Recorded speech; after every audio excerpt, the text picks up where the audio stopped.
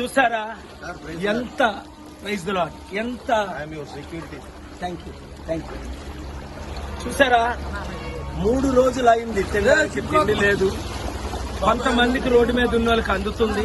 దాదాపు 4 లక్షల మందికి ఎంతో ఇబ్బందులు పడుతున్నారు. తాగడానికి మంచినీళ్ళు లేదు. ఇమీడియట్ రిలీఫ్ మేము ప్రపంచమంతా గ్లోబల్ పీస్ ద్వారా చేశాం. ఇది చాలా ఈజీ వర్క్. చంద్రబాబు నాయుడు గారు కలెక్టర్స్ వారి ద్వారా ఇంకా స్పీడప్ చేయాలని నేను రిక్వెస్ట్ చేస్తున్నాను.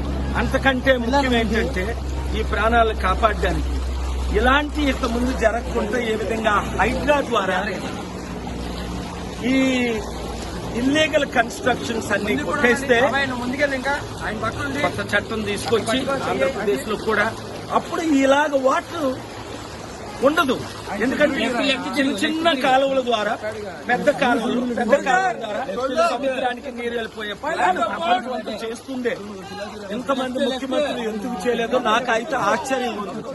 చాలా ఇంపార్టెంట్. చూసారా